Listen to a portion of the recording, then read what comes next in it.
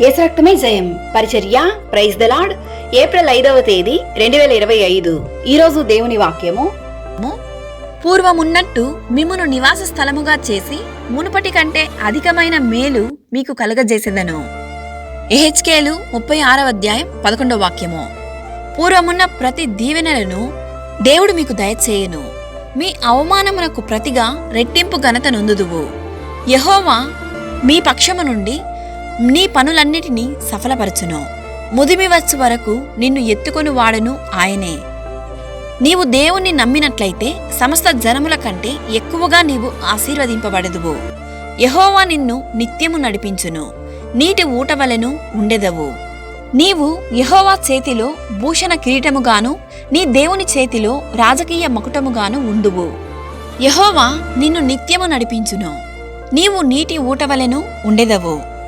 నీవు యెహోవా చేతిలో భూషణ కిరీటముగాను నీ దేవుని చేతిలో రాజకీయ మకుటముగాను ఉందువు. మనము గ్రహింపలేని గొప్ప కార్యములను ఆయన చేయును.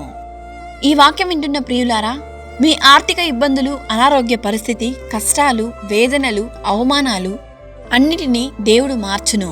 మునుపటి కంటే అధికమైన మేలు మీకు దేవుడు కలుగజేయును. సియోనులో నుండి యెహోవా నిన్ను ఆశీర్వదించి దీవించును గాక. ఆమేన్. God bless you.